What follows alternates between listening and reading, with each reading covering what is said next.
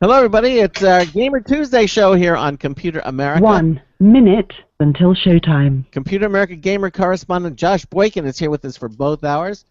We're going to be talking about everything from E3 to games, and more games. It's going to be a fun show, both hours. As a matter of fact, if you're watching the live program, Ben is actually, that game in the background is one that he's playing.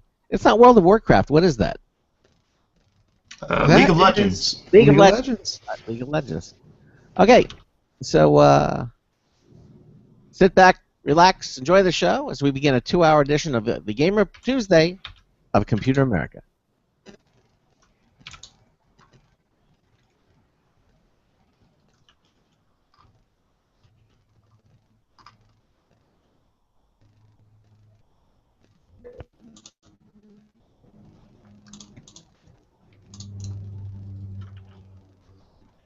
Your show will go live in 5 seconds. 4, 3, 2, 1. Broadcasting live. It's America's longest-running national radio talk show on computers, Computer America. Hosted by national columnist Craig Crossman. Look for Craig's weekly column in your favorite newspaper. This show is being beamed nationwide at ComputerAmerica.com. Keep it here for technology news, computer products, guest interviews, and your phone calls. You're listening to Computer America. Hello, and welcome into the Computer America show. It's the nation's longest-running, nationally syndicated radio talk show on computers. Computer America is heard around the world and coast to coast. And I'm your host, Craig Crossman. And I'm your co-host, Ben. And welcome into a Gamer Tuesday edition of the Computer America program. And my favorite type of Tuesday. Yes, it is. Tuesday. All kinds of everything about games, and more games. It's all about computer gaming. And we have our gamer correspondent is going to be joining us here momentarily. If you are watching the Computer America show, you can, because not only are we a radio broadcast, but we also stream the live video. We keep making more and more improvements on the video portion of the program, and we certainly encourage you to join it. The easiest thing, though, is to pick up the phone and give us a call. If you have a comment or question about anything we're talking about tonight, 347-884-8881. 347-884-8881 will get you on and get you through. Email is live. No, excuse me. There is no more email. Okay, so forget the email. Yeah, don't do the email. No, don't do the email. Okay, and so now if you but if you do, you can as I said, participate in our live chat room. If you go to our show lounge, that's in the on the menus there. If you go to the show lounge, and you can see the show, watch the live streaming video. It's right up there at ComputerAmerica.com. And also sharing that same page is the chat room, our Computer America chat room. You just can start typing right away. If you've not been in there before, it'll ask you to join. You'll make up a username. That's the name you'll be known by, and you'll join us right in the chat room. A lot of people enjoy the chat room. We have a lot of people in there, so we certainly welcome you to participate in the Computer America chat room. We have a lot of regulars there, a lot of new people too, in the chat room. So we encourage all of our listeners to, participate. Get involved in the show. Join the chat. It's just a lot of fun. We're truly a multimedia event here at Computer America. We have the audio, we have the video, we got the chat room, we got the phone lines. So it's just if we leave it all up to our webmaster, it'll eventually become a single media experience instead of a multimedia, because some of you may be experiencing problems with our brand new website. We love it. We really, really like it, and we think it's really, really cool. But just a friendly reminder that because so much has changed, better to clear your cache and your cookies, because it may be interfering with everything we've done with the website in the recent past. So if you're experiencing a problem, we promise it's not really on our end. Yeah, in other words, there's two things. There's basically three things you can do. You can clear your browser's cache. You can also clear the cookies. That's another thing. Clear the cookies. That can cause a problem. And also, depending upon your domain name server, which you're using, some of them can take up to 72 hours to do it. I changed over to Google. The Google domain name server is very up to date. I was using another one that although I thought it was very cool and has some really good features, it still hadn't updated, and it's coming up to 72 hours now. So I would say basically to I would say to use the Google domain, and that's what 8.8.8.8, and then the second one is 8.8.4.4. So that's the domain name server IP address. So I change that in your browser, and then I can pretty much guarantee you that you'll be all up at speed and ready to go. Oh, okay. So there you go. So well, again, welcome into the show, and let's. Anything else we want to talk about as far as the website or the show before we bring Josh into the roundup here, Ben? No, not that I can think of. I think we're pretty much set to go. Okay, well, listen, it's our Gamer Tuesday show with Computer America correspondent Josh Boykin. Josh is a lifelong gamer, and I don't know, it sounds like he's been in the slammer when I say he's a lifelong gamer. No, lifelong gamer, no chance of reform. We hear you. Yeah, totally reformed now, and has been a game journalist for over 6 years, published in multiple forums and for multiple sites. He strives to make the world of gaming fun and exciting for the hardcore and the new alike. He is currently an editor-at-large for popzara.com, and he's also an associate editor for GotGame.com. Josh, welcome into Computer America. How are you? I'm doing well, and actually, interesting news, I am now the senior editor at GotGame.com. So, my fault for not updating you. Yeah, you have to update the host of the show and let us know. Didn't know 1 extra month would give you seniority. Congratulations. It must just be all that additional popularity I'm getting from the Computer America show. It must be. What was it just today? I mean, we're getting like hundreds of people registering at the site. New people coming into onto the new website. So I know our webmaster Aaron we're using social media more and more. So that's what we're doing, and it's obviously very effective. So now what we're going to do is I think we're going to kind of start off the show with what I think one of the big things and the exciting things is E3 2015, the Electronics Entertainment Exposition. There's 3 E's in it. That's why they call them E3. And alliteration spelled with an E. Yes, it's fast approaching. The hype train has already left the gate, as you can say. So why don't we talk a little? Now I do know that PopZara magazine and Computer America are going to be working hand in hand at the upcoming E3. First of all, when is the actual date? When are they going to open the doors for the E3? So the actual event for E3 runs the 16th through the 18th. That's June 16th through the 18th. It sounds kind of weird because it's a Tuesday through Thursday show. But there are some things that go around kind of the outside of the show too, right? So a lot of the people who are going to show up and attend, they start showing up on Sunday night. They have little mini get-togethers. Some smaller companies will have showings of their small games on Sunday night. So I believe last year Disney showed off Disney Infinity when it was still new, or well actually 2 years ago, showed off Disney Infinity. On Monday, a number of the large game companies will have their own individual press conferences. So in the past, Ubisoft, EA, Microsoft, and Sony have all had their own individual off-the-show floor press conferences. And then the actual E3 show starts at the Convention Center on Tuesday and runs through Thursday. Okay, let me just ask you, now you have your mic set. It sounds to me like you're using the mic in your computer, so it sounds a little hollow. Do you have the mic actually selected, the one that you're using, or is the one in your head? Let's go ahead and take a look at that Google toolbox and see if we can get some changes here. Because I do have I got a new mic. Yeah. Because I've been doing so much traveling. I picked up the Samsung GoPro mic, or I'm sorry, Go Mobile mic. which yeah? is about this big.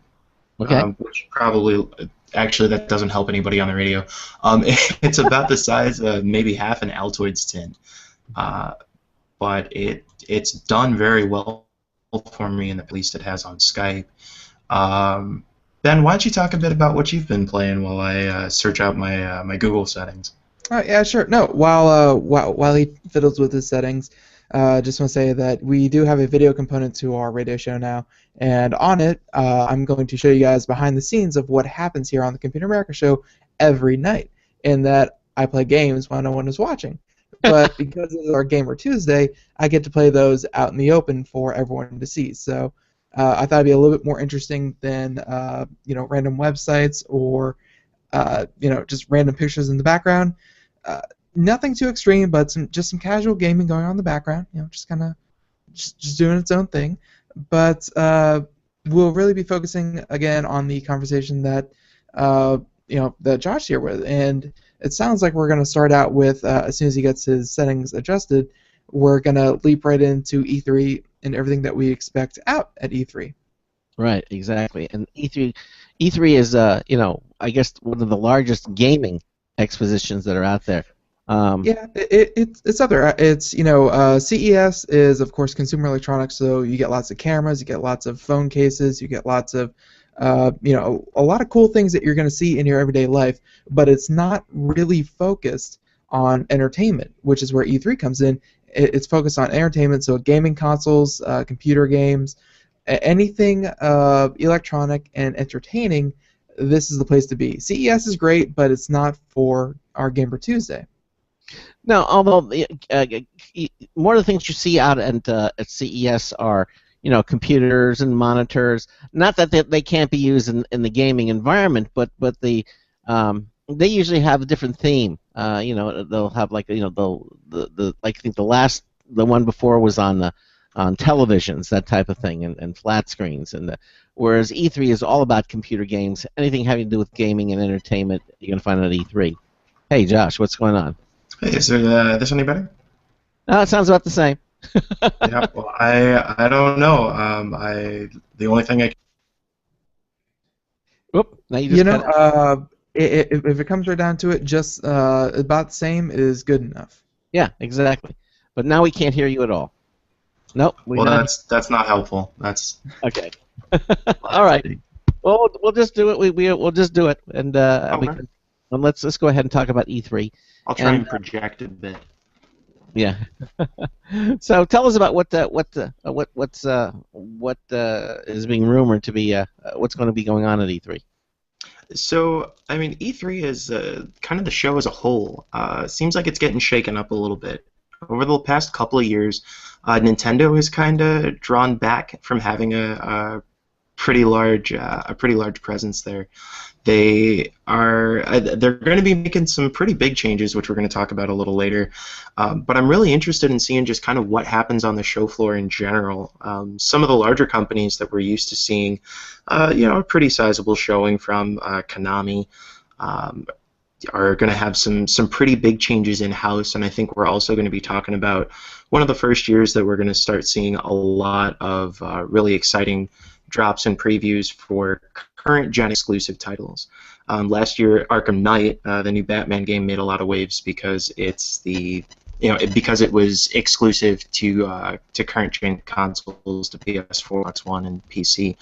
But now that the technology has gotten a chance to sit a little bit, there have been more people out there that have picked up PS4s, that have picked up Xbox Ones. We're going to be able to see more of those titles that we're getting real excited about. And in the midst of all that, we are going to have to see what some of these other, how the competition is going to carry, and especially I'm interested in seeing what mobile developments are going to start coming. A couple of years ago, there was a big mobile game sector. Gree and a few other companies were pretty big on making a showing, and that kind of faded. So I'm interested in seeing how that'll turn out this year.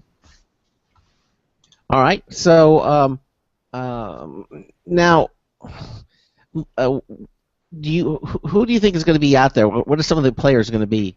Is it going to be the usual suspects? What are we? Sure. Well, yeah. I mean, we'll definitely see some of the usual suspects. Obviously Sony and Sony and Microsoft are going to be making big showings. Microsoft just recently announced that they were, heard this from the Nerdist, that they're going to drop a terabyte hard drive, a terabyte model hard drive for Really? their Xbox One. Well, I mean, it's, you know, as large as games are getting nowadays, a 500 gig hard drive is going to be kind of small.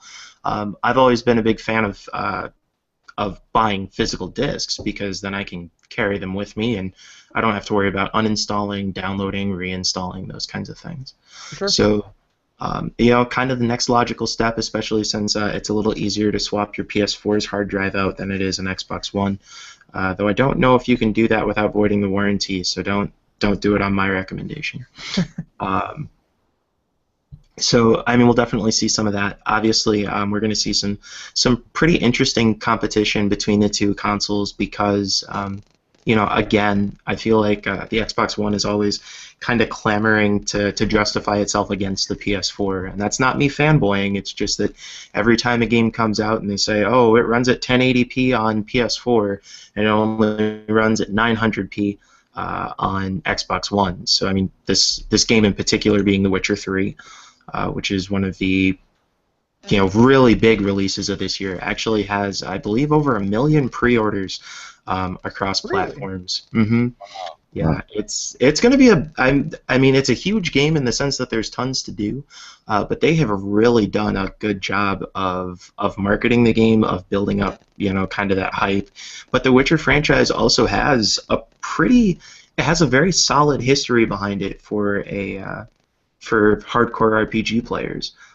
Even the first Witcher was released on the PC. The second Witcher was released on PC and Xbox 360. And even though they weren't, you know, big Final Fantasy type games, they still merited a really large, solid reputation by the people who did play them. So I think that there is enough scope, enough action, enough cinematic, you know, splendor or whatnot to really draw people into this game, and they've been waiting for it for a while. So hopefully, the team over at CD Projekt Red is gonna do a good job with it. Yeah, I remember playing The Witcher 2, and don't get me wrong, it's awesome, but the hardware requirements are just out of this world. It's crazy, and yeah, and I'm wondering, like you said that on the PS4 it's going to run 1080, on the Xbox 900. We've heard a lot of stuff before, you know, with consoles claiming to run 60 frames per second, 1080p, that kind of thing. I mean, do you think they're actually going to be able to achieve that? Because The Witcher, again, traditionally, very, very hard on hardware. Yeah, I think we're going to see a lot of that same issue. You know, actually, I correct that. I'm not really sure, and I don't like talking hardware specs because, I mean, when it comes to a couple drops in frame rate, I think there's a big difference between this game is running at like 12 frames per second every time there's action on the screen, and it has minor drops in resolution or frame rate. I'm especially predicting that because there's so much more similarity between PCs and modern consoles, between the, you know, Xbox One and PS4 architecture, that it's going to be a little more likely that we're going to see quality, consistent frame rate and graphics throughout. I think there'll be a reason to go ahead and use your ultra specs on a PC to see some really fantastic visuals, but as far as making sure that you have a stable gameplay experience on insert platform here, I don't think that, or at least I certainly hope that they would not drop the ball there. Yeah, nothing takes you out of it as when, you know, the screen starts to tear, it starts to lag, and that kind of thing. And I think people are justified at this point in the whole gaming cycle where, yes, it's new, you know, they're new consoles, but people should be proficient enough in creating games for them that it doesn't, you know, just ruin the whole experience by being, you know, just low frame rate and just hard to make sense of. Like, I saw a little bit of that in Bloodborne that just came out, and but that was only when, like, you know, the when don't mean to get too graphic here, but when the blood was going everywhere, it was getting, you know, all the textures were just going through the roof, and there's a lot of enemies and fire on the screen, like a lot for the graphics to handle. There were some dips, but there weren't. But I think you're right where most games aren't unplayable. It's just when a lot of things happen, justified dips are okay, but out of nowhere, people aren't gonna be okay with that. Right. Well, I mean, I think there are a number of things that we'll be able to look forward to kind of in this coming generation that will involve a lot of older franchises getting their new versions and kind of working on their process. If we want to talk about a game that I hope gets its glitches out of the way, obviously, the new Assassin's Creed Syndicate was just leaked not too long ago. Apparently, it's you can play as a woman, which is significant since apparently last year it was too hard for them to make women. So I'm sure we'll hear a little bit about that coming this E3 as well. But I think it'll be interesting. I've lost a lot of my passion for the Assassin's Creed series. I remember going to E3 2012 and just being absolutely psyched about Assassin's Creed 3, and I just have not gotten back on the train since they let me down. So I think it'll be interesting to see how Ubisoft tries to make a comeback this year. What element of Assassin's Creed, what turned you off to it? So Assassin's Creed, to me, Assassin's Creed 2, the Ezio trilogy, they call it. So Assassin's Creed 2, Revelations, and Brotherhood. It's actually Brotherhood then Revelations. But those three had a really solid story. Ezio is a character that you absolutely love to hate at the beginning of his story arc, and then you kind of watch him grow into his role as an assassin and into an adult, and you have a lot of respect for him. He's a very deep character by the time his story arc plays out. Assassin's Creed 3 seemed to really take on more of this. We're going to give you an open world to explore and then not give you as much story to go behind it. It's really great to be able to, with new hunting mechanics and exploring through forests and things like that, they really started what has seemed to be a trend for Ubisoft's AAA titles, and this, we're going to give you tons and tons of scope, tons of things to do, multiple, tens and tens of hours of content, between Far Cry and Watch Dogs, where there are just all sorts of things to do, but their focus on their characters and their story has been hit or miss. Far Cry has been pretty successful in dealing with its subject matter, but Watch Dogs was a tragedy.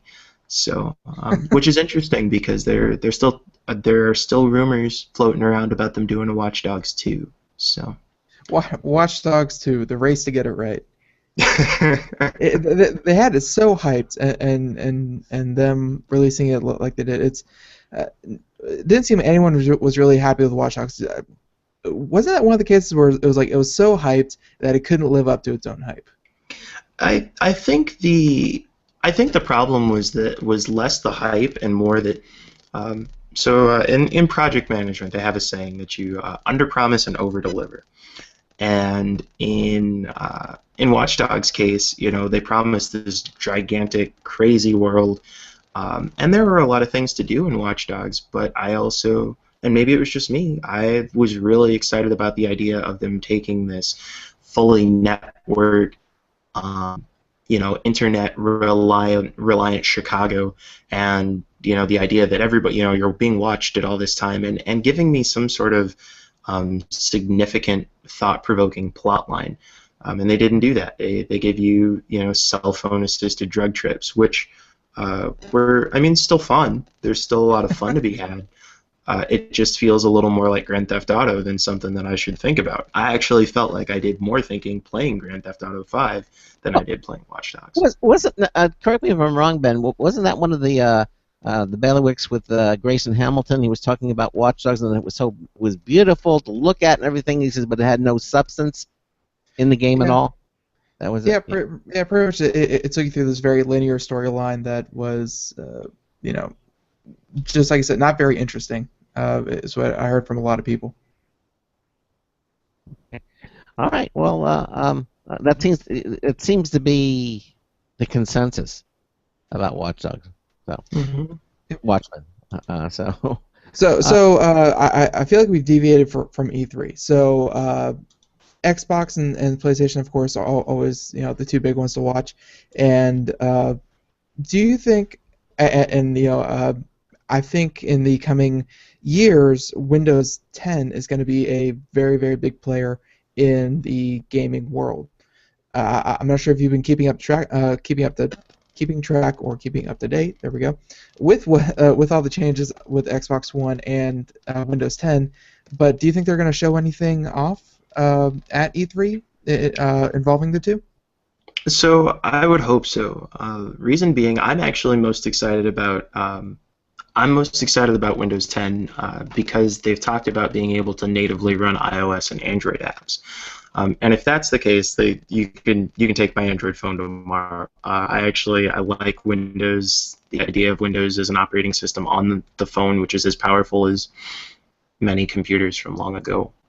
But I do think that there is a benefit. There's always been this draw to having cross-platform gameplay, where you can have. I remember Shadowrun for the 360. One of the things that it was touted for was being able to offer cross-play between people who are playing on the 360 and people who are playing on the PC in different servers. And of course, then it started kind of the big discussion of, oh, it's easier to play on PC because of the mouse. But the point of the story is that being able to offer that fluid gameplay experience between Xbox gamers and PC gamers. The PC market is really popular, really strong right now, and I think that Microsoft would serve them well to show that point as to this is why you need to have an Xbox One over a PS4.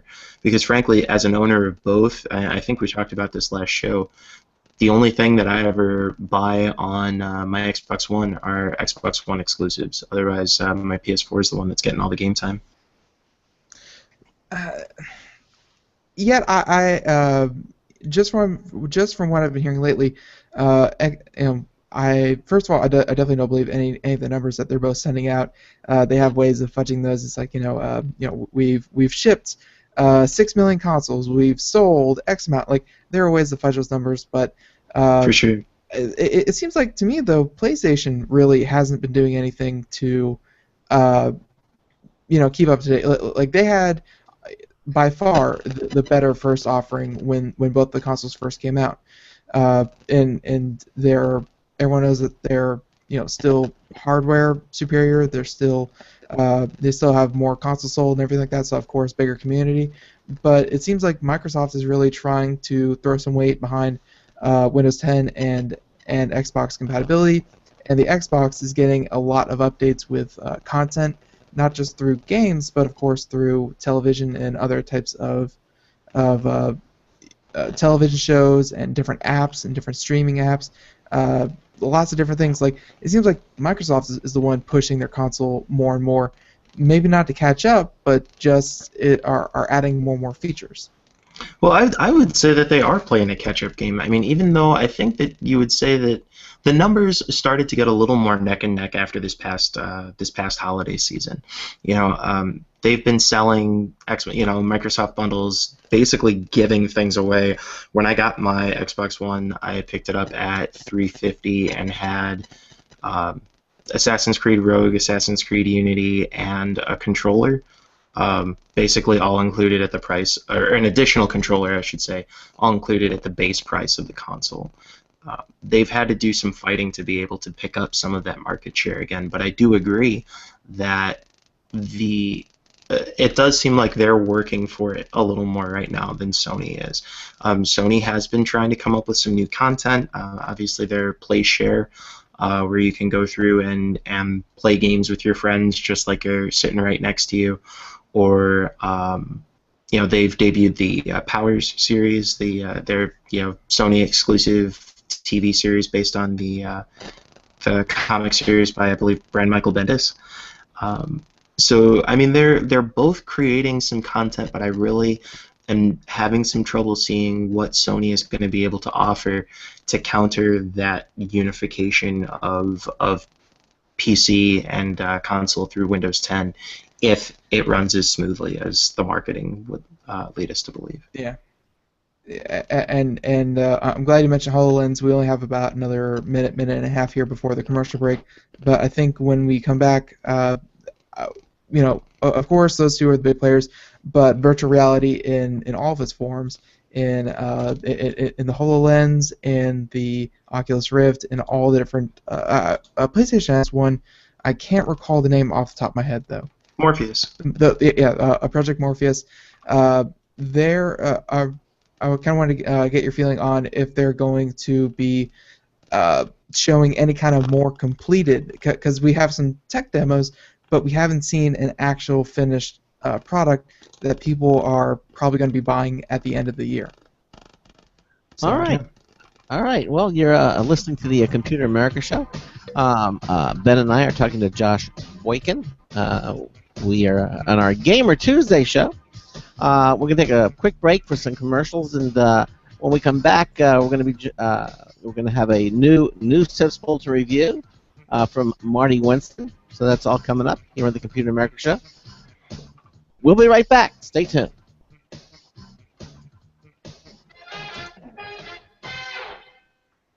Don't complain about your cable bill going up and up and up. Do something about it. Grab a pencil and jot down this special number, 1-866-663-MY-TV. The more cable TV rates go up, the better digital satellite TV looks. So, disable the cable and get more of your favorite channels in 100% digital quality for less money. Call 1-866-663-MY-TV right now to sign up for packages starting as low as $19.99 and up to 4 rooms. And there's no equipment to buy. That includes your free HD TV upgrade, your free DVR upgrade, and your free professional installation. And the best part, the pristine digital picture and sound. Call 1-866-663-MY-TV. So, what are you waiting for? Pull out your major credit or debit card. Call 1-866-663-MY-TV. 1-866-663-MY-TV. Disable the cable, cut costs, and get more. Call 1-866-663-MY-TV. 1-866-663-MY-TV.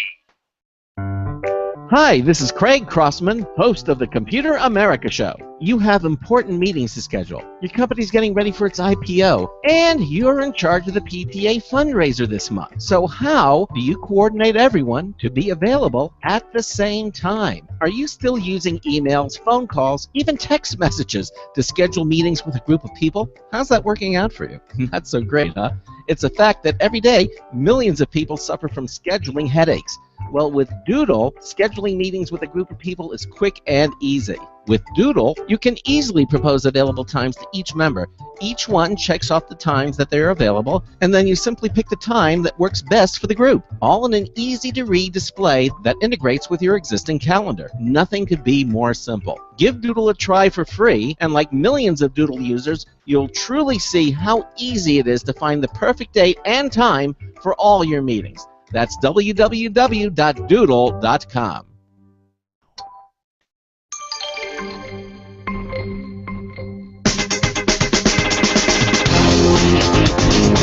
Did you bring me a cookie? This is Marty Winston with a News Tips Bulletin Review for Computer America. This time the Antec HCP 1000 Platinum PSU. PSU stands for Power Supply Unit, that big blocky thing with all the wires near the bottom of your computer. And we're building a new system, and it's tough to calculate its total power need once we populate all the high-end slot cards, 64 gig of DDR4, a hot Intel CPU, an 8-drive array, plus 2 other drives, and a dual-pump liquid cooler. We have a few 850 VA power supplies on hand that could probably handle everything, but instead, we had Antec send a new 1000 VA HCP 1000 Platinum for review. It's fully modular, meaning there are no cables coming out of the box until you put them there. And it's the first time we can remember that we had enough cables and enough connections to feed everything in the system out of the box. No adapters or cheating. The connectors are black, not white, for what Antec calls a stealth installation. The fan is under thermal control, so it stays quiet when the load isn't too high, which is another reason we like to overspec our PSUs. Bottom line, the Antec HCP 1000 Platinum PSU is powerfully nice. This is Marty Winston with a News Tips Bulletin Review for Computer America. Welcome back to the Computer America Show. It is 33 minutes past the hour. Thank you, Marty Winston, yet again, for that news tip bulletin review. I don't know how he does it. A new one every week. Two new ones every week. Who's Crazy. that guy looking over your shoulder there, looking down at you? What are you talking about? Me? Yeah. What? There's a guy wearing a funny. Oh, yeah, that's apparently that's Lord Solomon of the Ottomans. He wants to make a treaty, and I'm like, no, goodbye. So, anyways, welcome back to the Computer America Show, and we are right in the middle of it, and shame on the barbarians, and we're talking to Josh Boykin right now. It's all about E3 currently, and I just want to get his feelings on what we can expect to see in the augmented reality and virtual reality systems that should be coming up anytime soon, because they've obviously been making a lot of a big splash in the media and media in general. And personally, I can't wait for them to get here. I fully expect some form of these devices to be available by Christmas of this year, and I think the real first inkling of a finished product are going to come out at E3. So I guess, Josh, what's your favorite, or what do you think you're going to see out there? Well, I've only done hands-on with the Oculus Rift, and I actually was using Oculus technology put through the Samsung Gear VR headset. Tried that out at CES, and I have to say that was really the first time that I guess woke to the potential of VR. Like, I think the last time that I had used a gaming headset like that might have been the Virtual Boy, and I probably am still dealing with headaches to this day from that experience. So when it comes to VR technology, there are a lot of options out there. There are going to be a lot of experimentation. The Omni device looks kind of interesting. It basically is a large, like, pod-ish platform that you stand on with special shoes, and it creates a very low-friction surface so that you can run in this disc, and it translates to motion in-game. So they've created it so that you can use it natively with a lot of the games that you already have on PC and Steam. And I'm sure that we'll see some games that have talked about integration with that device, even though I'm not sure how practical that will be. In comparison, when we're talking about Oculus Rift, when we talk about Morpheus, those are going to be devices that are a little more accessible to consumers. Now, they've talked about HoloLens, Microsoft's holographic technology, and I believe last I had seen it's a pretty expensive piece of tech right now, but Oculus has said that the consumer grade Oculus Rift headset they're looking to release during the first quarter of 2016. So we're coming up real quick on being able to see some of those able to see some of that technology firsthand, and not Google Glass. Yeah, Google Glass. Even though it was, everyone had such high hopes for it, and it was the first of its kind. Even looking back, like a year after it's, the whole test, the whole test sequence was done, Google Glass just looks so obsolete now. Now that you think about what's possible by these other companies, yes, it was the first, but thankfully not the last. And I can't wait to hear what you think about the other ones. Hopefully you get a chance to try them out there at E3. But haven't seen any real good compelling games for them.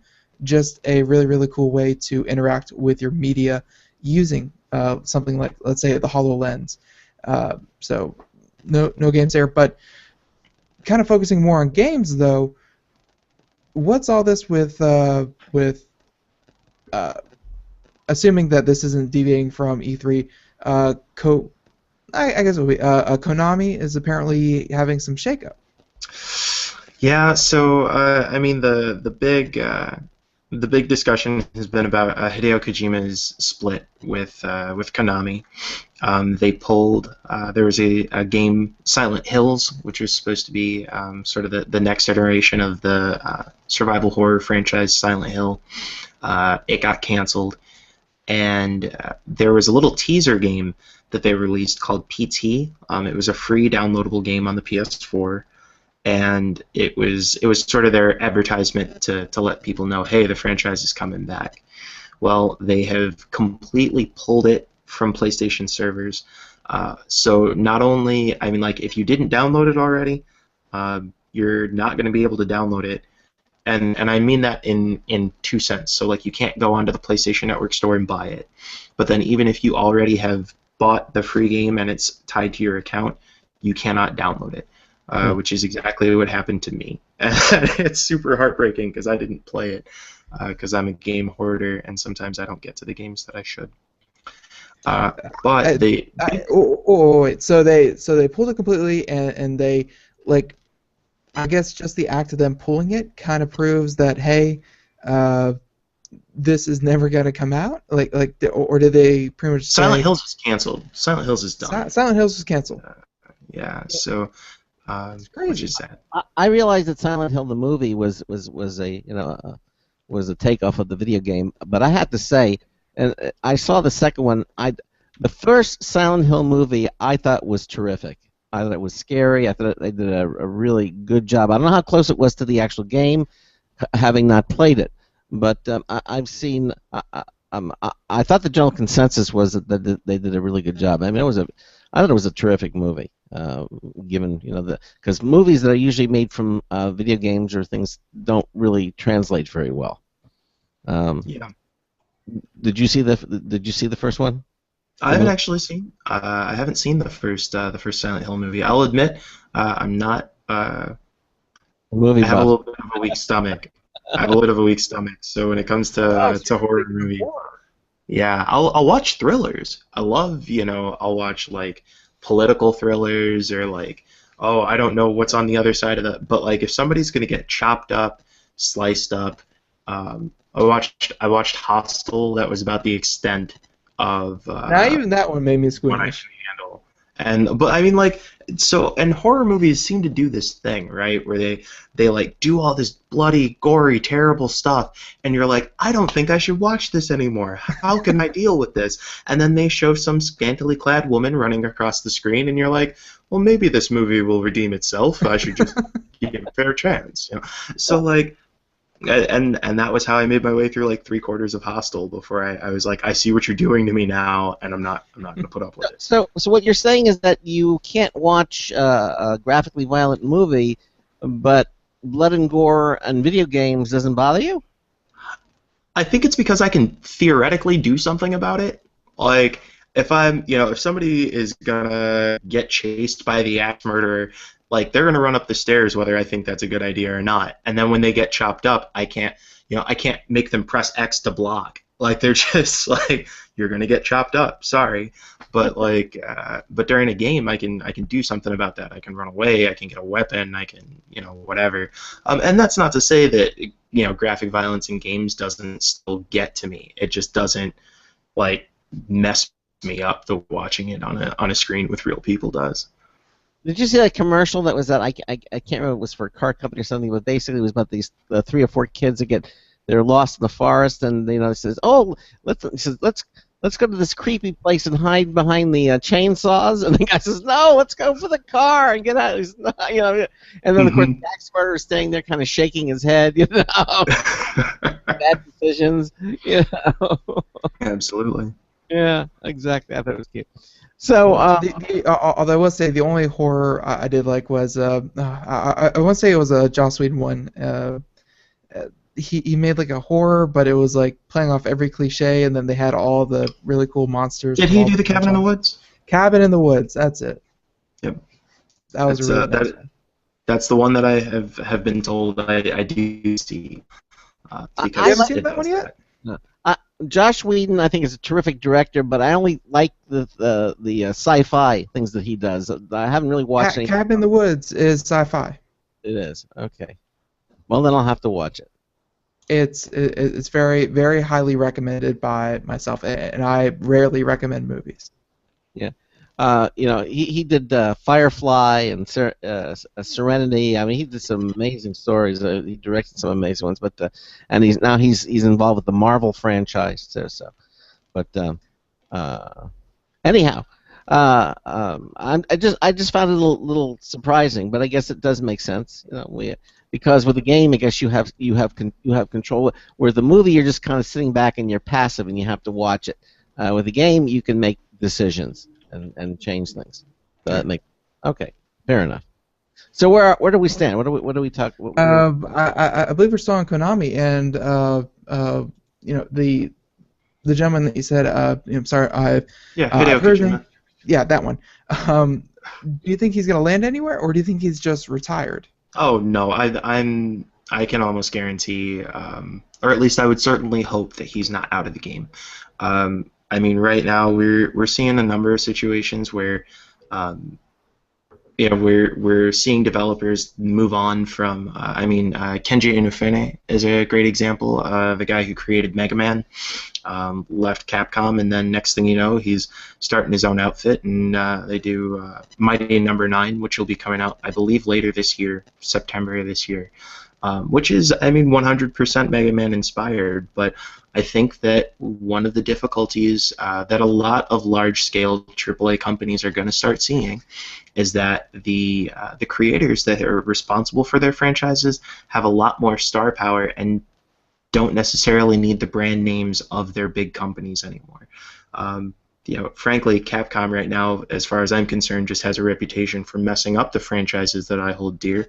So if I can see somebody walk away from Capcom and do something that I'm actually going to love, so be it.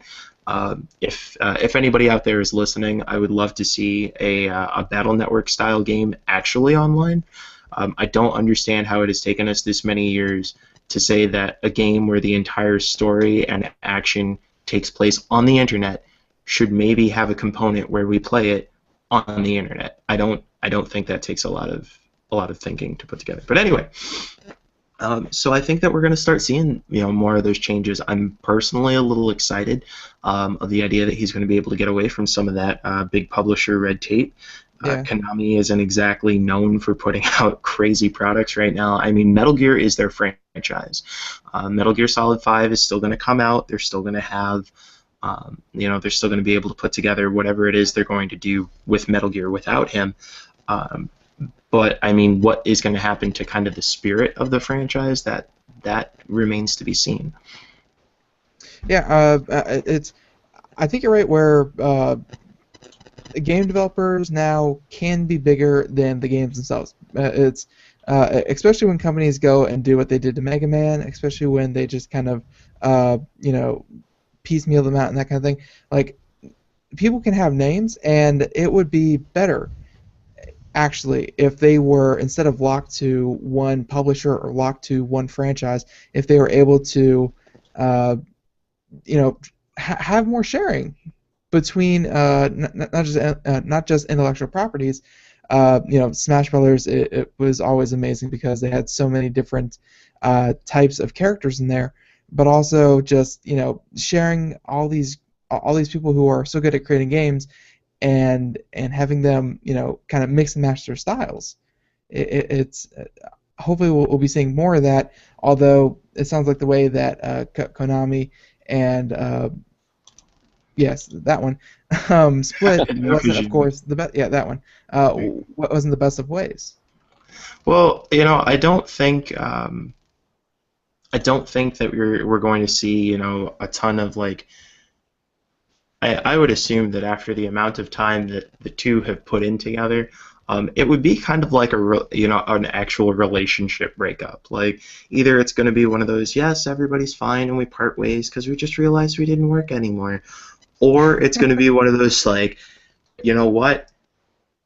Expletive, expletive, expletive. I can't believe I put up with this expletive, expletive anymore. Like. And obviously it's the business world, so we won't see 9 times out of 10 all of those expletives. But I mean, people need to be able to change, need to be able to grow. And these creators have a lot of ideas. I mean, there was a theory video that I watched on Super Smash Brothers, and let me see if I can find it. But it was basically this whole idea that the story mode inside that like the single player experiences in Super Smash Brothers was like an experiment or a somehow like a thought experiment on the process that the creator of the franchise was going through. And I don't know. I mean, I'll admit I was kind of convinced. So I wish I could find. I wouldn't even know what to call it. But it's an interesting idea, and I do think that it will be good for some of these big names, big talents to get into indie projects, because I see a ton of great things coming out of the indie sector right now, and I think it's going to be a good experience for them to give some of the AAAs a run for their money. Now, when you say indie, I think a lot of people either pull back, they cringe, they think of terrible games that are just suck money out of your pocket at every corner, and they're just not very good. What would you say is an example of a decent indie game, or like, does indie kind of imply a mobile game? Does indie imply a computer game just not very well polished or developed? Can you give people some examples of if they want to go look for an indie, because heck, they're indie. They're not like you're going to see a commercial for them on television. Can you give people an idea where to find or what games to look out for that are indie? Well, I think this is kind of the difference, right? Is that indie used to be, and I think we have to acknowledge that over the past couple of years, the game space has changed significantly. So indie used to be like, oh, it's like this. I've made a game with RPG Maker, or like I created some game for the sake of creating a game, or it took like a bunch of time and craziness and some resources to be able to put something together with maybe a really early Unity engine. But right now, I mean, indie game companies are essentially, in many respects, any of the companies that are not your big AAA multi-million-dollar EA Activision publishers. I think in many respects people still consider Riot Games to be an indie game company, and they are ostensibly the largest MOBA company in the world. They're the largest game in the world. I mean, they have the most hours per month played. Right, and yet we still consider them indie. So I think there are a ton of games out there that are off the beaten path. There are a number of things on cell phones that I'm a really big fan of. Some of the things that I'm trying my hands on right now is we were talking about this before air, is a mobile MOBA called Vainglory. It's on iOS. Its beta is running on Android right now. It's a closed beta, but so it's the idea of what happens when you want to take a hardcore MOBA experience like League of Legends, where you can buy new items and spec up and change your character, those kinds of things, and put them into a 3v3 experience on a 5.5-inch screen. And so far, that's been really interesting. I'm actually going to look at my phone because that's I'm cheating a bit. We didn't get to talk about it last week. Or I'm sorry, not last week either, because I wasn't on the show last week. We didn't get to talk about it last month. Steven Universe Attack the Light. Steven Universe Attack the Light is an absolutely fantastic turn-based RPG.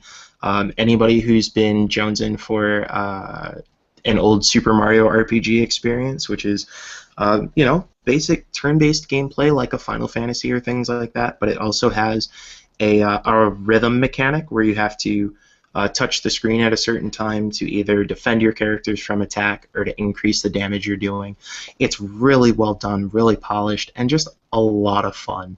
And it's a Cartoon Network game. Actually, they would probably be one of my favorite indie publishers on the scene is Adult Swim games. The number of titles that come out from them, and yeah, the Cartoon Network Adult Swim games folks, they do a lot of great kind of classic games, especially, I believe it's called House of Dead Ninjas. Oh, yeah. Super House of Dead Ninjas is, I don't know how many hours I've started in that game. I thought you were gonna say Balloon Popper, and I was like, I don't know. I have not played Balloon Popper, but Don't bother. It's a joke game, and it's everything wrong with.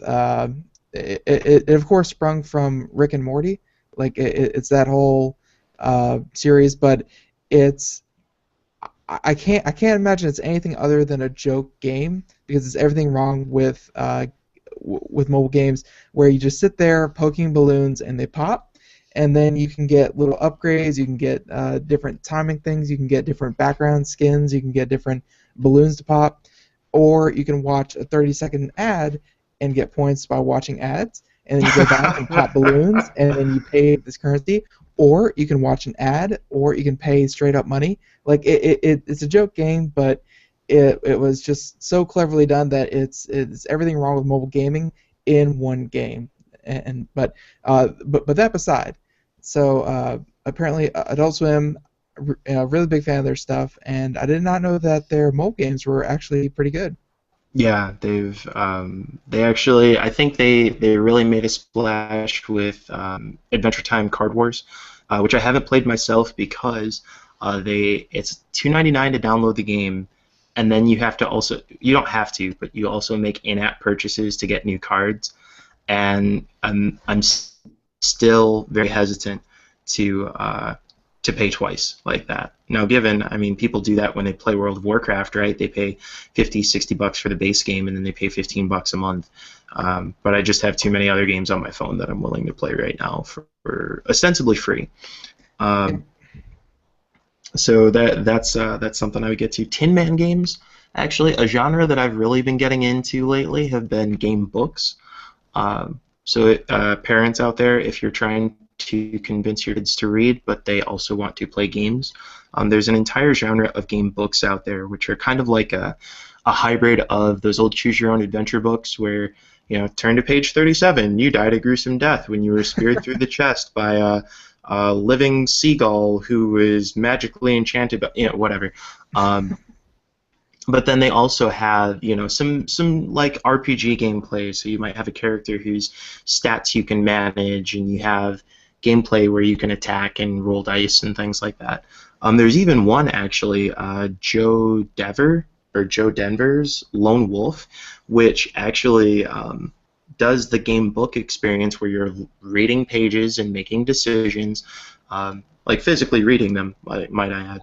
And then when you get into combat, it goes into a full like 3D action combat engine, which is really cool and a lot of fun. So. And, you know, speaking of combat, I know you missed. I assume you didn't see the show last night, but we had what was it?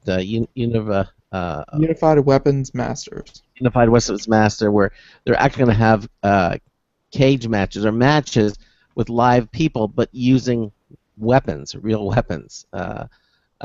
And so, in the game, you can actually watch these live competitions using real weapons. Very reminiscent of Gladiators, but I was going to ask that question. I was like, are they bringing the lions out yet? Yeah, no, they're but they said it's gonna be like the first time where people can actually go about truly showing off their skills and not just like a test of skills. It'll be like, hey, I wonder how the Japanese katana master would fare up against the Muay Thai martial arts champion, and let's put them in these suits and let them fight it out and see how well it goes over. They're going to do things like that, which are going to be really, really cool. So, but that was last night's show. Yeah. Oh. You'll have to check the archives, folks, if you missed out on that one, just like I'm going to.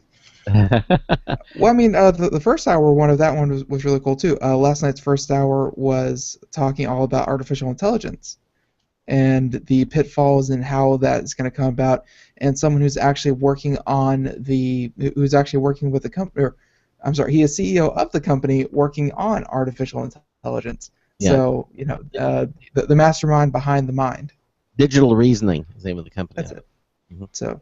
Last night was pretty cool, but it's not video game cool like it is tonight. So,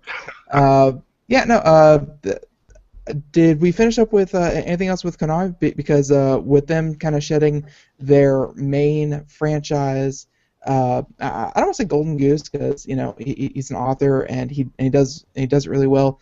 but what are they going to start focusing on now if they've kind of parted ways with, Metal Gear?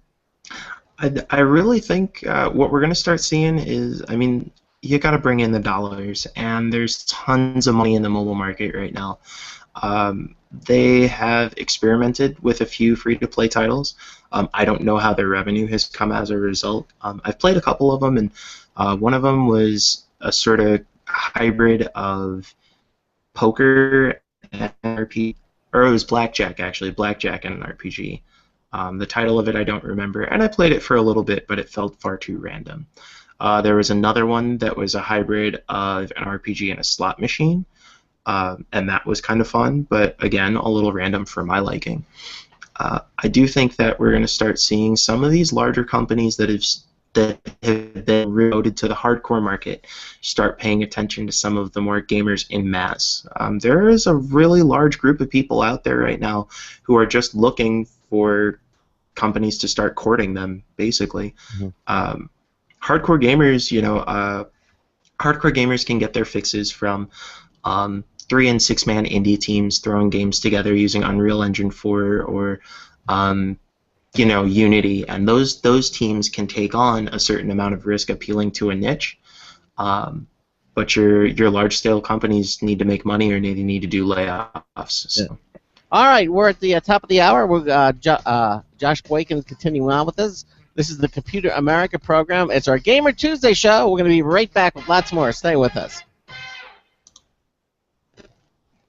Broadcasting live, it's the only national radio talk show on computers to air every weeknight. Computer America, hosted by national columnist Craig Crossman. The first hour's behind us, but there's still more of tech news, tech talk, and your phone calls. We're being beamed nationwide at ComputerAmerica.com. You got computer problems? Bring them on. You're listening to Computer America. Computers run the world, and we run computers. Call us or send us an email to live@computeramerica.com. Hello and welcome into Hour 2 of the nation's longest-running, nationally syndicated radio talk show on computers. This is the Computer America Show, and I'm your host, Craig Crossman. And I'm your co-host, Ben. And we continue on with our Gamer Tuesday show. Josh Boykin here with us, senior editor for GotGame.com, and also editor-at-large at PopZara.com. And we're talking. We just finished up with Konami and Kojima. Okay, so it was just me thinking that senior editor and editor at large, for some reason, pops in mind is that you're old and fat, which I guess couldn't be further from the truth. But I'm just saying, I don't know if they're trying to slip in insults into your titles or what. But no, I'm a little. I'm pleasant. I'm pleasant. So, we're going to shift gears again, but it's all about computer games. We talked about E3 in the first hour, and Konami and Hideo Kojima kind of parting their ways. In this hour, we're going to talk a little bit about Nintendo and what's going on with them. Again, if you have a comment or question, give us a call at 347-884-8881, 347-884-8881. We'll get you on and get you through. Also, please join us in our Computer America chat room. Lots of fun people in there, including Josh is in there tonight as well. So you can you can see him in there and chat with him between what we're talking about. He may even be able to talk and chat with you simultaneously if he's talented enough to do so. Yeah, multitasking. So again, but 347-884-8881, the easiest way to get to us. Now, so evidently speaking, we're talking about big changes here. Evidently, you say that you just might be able to teach an old dog new tricks with Nintendo. Now, what are they up to? That makes you say. All right. So I mean, I think we have to start with an acknowledgement, or at least what I would feel is an acknowledgement. As somebody who has played Nintendo games since I was in like one of those little metal bouncy booster seat things, I love Nintendo. I've had a lot of fun with Nintendo, but the Wii U has been a flop. The 3DS is not a strong enough console to carry the Wii U, and Nintendo Nintendo has been a company that has really been a vital part of players' living rooms. But the living room is not so much a center of a gamer's world anymore. You know, we have multiple screens that we can game on at any given time, and I think that in order for Nintendo to survive in the modern infrastructure, they're going to have to acknowledge that. They made an attempt with the Wii U by implementing the Wii U gamepad to kind of give some of that off-screen experience. And in many respects, the Wii U is the console that you're supposed to love because it does everything right, but it just is not as sexy as the console that you do love. So in acknowledgement of that, I believe that Nintendo has started to make some pretty big changes to the way that they're conducting business. They've made a couple of really big announcements over the past couple of weeks that made ripples in gamer circles.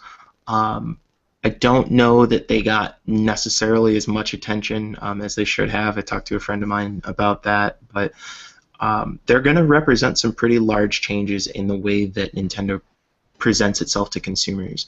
The success of Amiibo, their little Skylanders or Disney Infinity-esque figures, they have a little chip in them and they can interact with games, but they look like popular Nintendo characters. Mario, Luigi, Bowser, Peach, Marth, or at least they tell me there's a Marth figure out there. I've never seen one personally. They have basically been printing money with these amiibos, because if there is one thing that Nintendo has known how to do, it's how to keep supply short enough that people crave their products. People were standing in. I was one of the people who stood in lines in the cold for hours waiting for a Wii just to find out that they were sold out. And I waited in line again another time to find out that they were sold out. They are pretty good at getting people excited about their products, and Amiibo has been exactly that experience. You've got people out there who hunt for them. These figures that sell for like $10 on market will sell aftermarket for like $60 because they're rare. Kind of reminds you of Pokemon cards. Right, and we all know how much our Pokemon cards are worth now. That's painful. I'm sorry. That's tragic. Why? Yeah, Dad, if you're out there, I'm sorry for spending all your money on cheap pieces of paper. I thought they were more than that when I was in elementary school, and I was wrong. I can say it. Somehow the investing portfolio of a 9-year-old does not hold strong. Who knew? But it was holographic. It was a holographic portfolio. First edition holographic Team Rocket. My God, there was nowhere to go but up. Yeah, but look what happened with baseball cards. Those are worth a fortune today. If only. Yeah, exactly. Yeah. If only. Oh, well. But I guess Nintendo getting into the mobile market,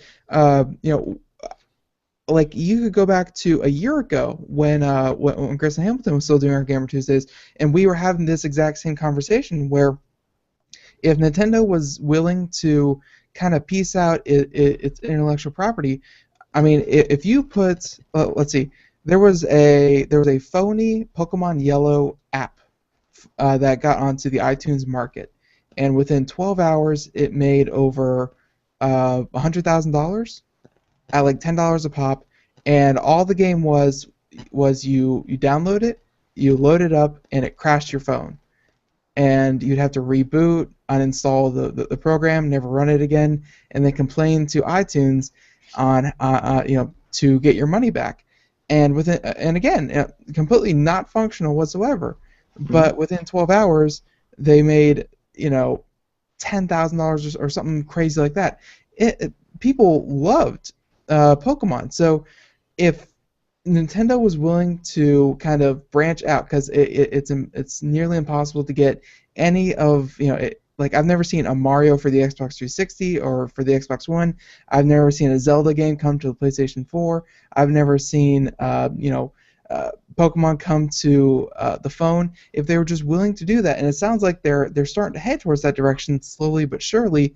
Now that does, Hmm? I would say that does come with a catch though. I mean, when if Nintendo makes games for mobile, if they make games for the iPad or for Android or for even Windows, they're still not sleeping with the enemy, so to speak.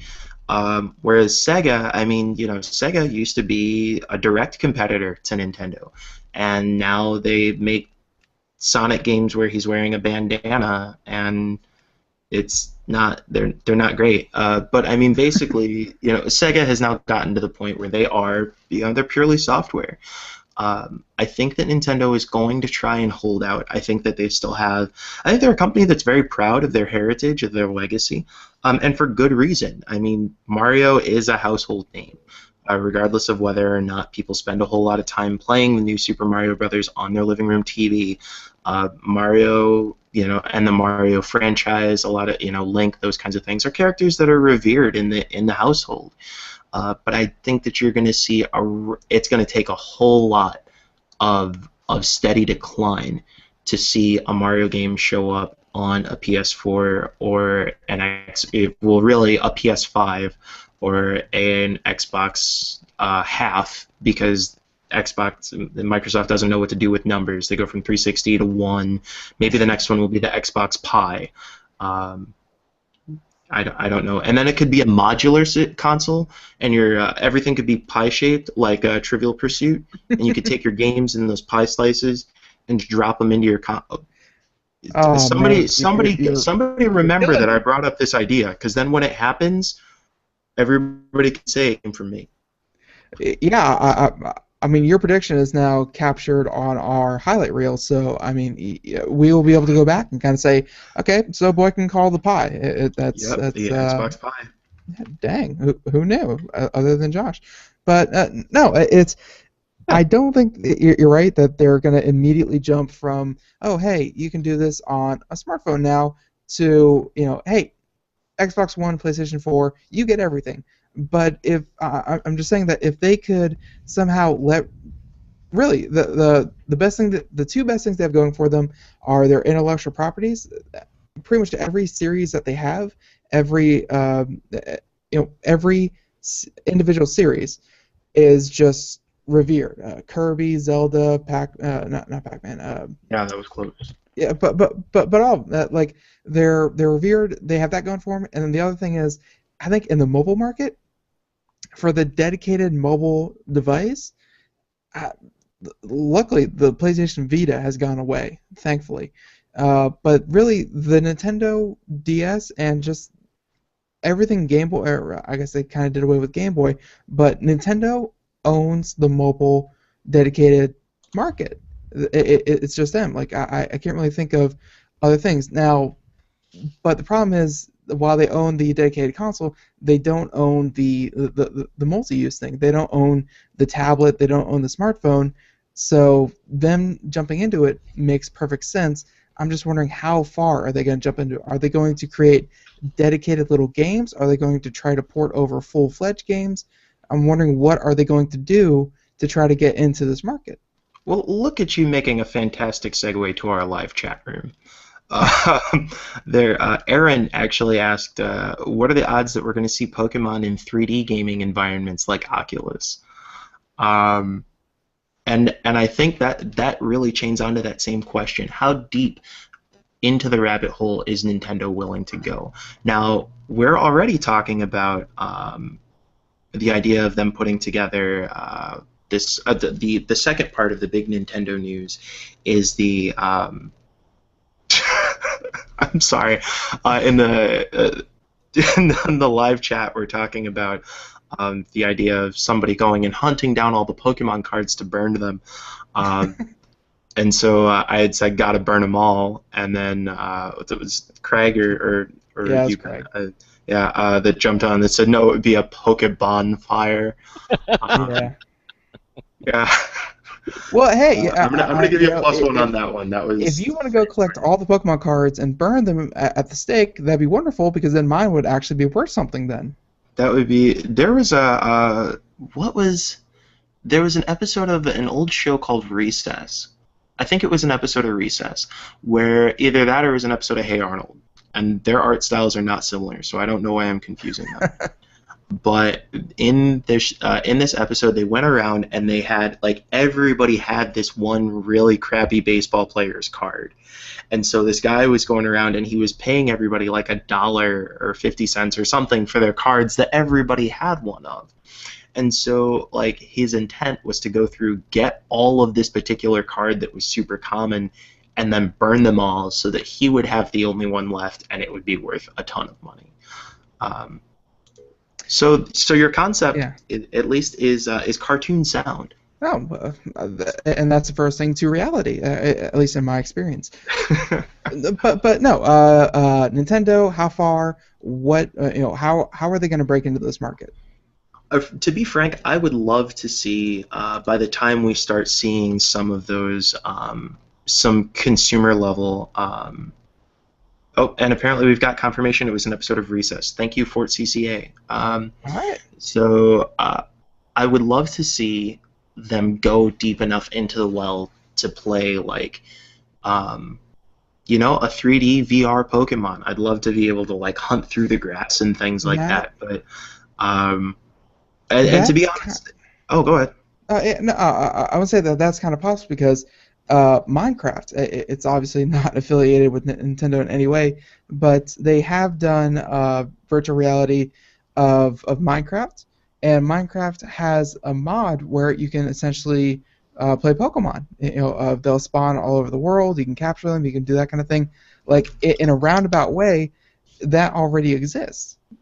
I watched on TV last night. It was like an hour special. It was all about Minecraft. I don't know if you've seen it, about the creators and how it started, and it was quite illuminating, and it was totally evidently unexpected. All about Minecraft, how one man's journey to make money made him $3.2 billion. Yeah, pretty much. It made him so much money he had to walk away from making money. He was just like, guys, I can't handle this anymore. It's like, I need to do something else. Money has no interest to me anymore. I have so much of it. Yeah, it's like like when you talk about like putting money in your mattress, his money is his mattress. That's what he sleeps on. That would be actually a really unsanitary mattress. I hope that's not what he does. I've never heard of hitting rock top, but I guess that's what he did. Yeah. Smacked against the ceiling. But I would love to see 3D Pokemon. I really think that I'm not sure how much Nintendo is going to be willing to get into that space, because I do think that they are a company that is a big fan of tradition, and anytime that they have tried to step far away from tradition, they haven't really done it.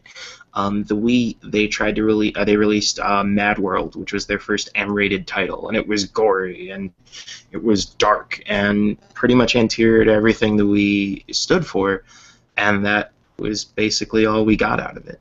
The Wii U, they tried to make that big push at the beginning of the console's life, saying that, hardcore gamers can play it too. We have a real controller. We're gonna release Mass Effect on it. Like,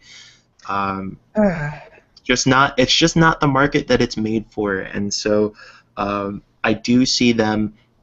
I mean, there is no reason that a Pokemon game could not basically make a full transference onto a cell phone. Any games that don't have an instant action mechanic to them, so anything that's turn-based or puzzle or anything like that are really great candidates for mobile conversion. And as gaming becomes a bigger part of the mobile sector, we're going to start to see more controllers that are designed for mobile gaming experiences and come down to lower prices, and then we might be able to see some of these companies making games that are better for those experiences. The Moga controller for mobile devices is already really good, and we just haven't seen a whole lot of use for it, or haven't seen a lot of native support for it, I should say. If you are the kind of person who plays completely legal backups of games that you already own from consoles prior, and you play them on emulators on your cell phone, in that case, those controllers are really handy. completely legal. But honestly, some of my favorite moments are still, playing on emulators, playing all the old Pokemon games, playing all the old games that I really really liked, and I'm hoping that they get some kind of, because really it's not going to be a straight one-to-one port. Like you're never going to see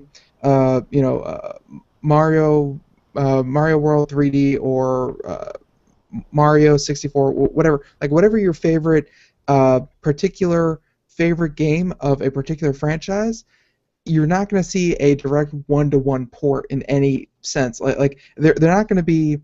First of all, I think Nintendo is smarter than that. They're not going to just try to say, okay, well, people really liked, uh, you know, X game, so we're going to put it on Y console, and people are going to buy it. First of all, I think they're smarter than that. Second of all, it wouldn't work. It's two different platforms, and while people may buy it, via nostalgia or it being really really cool, it won't happen.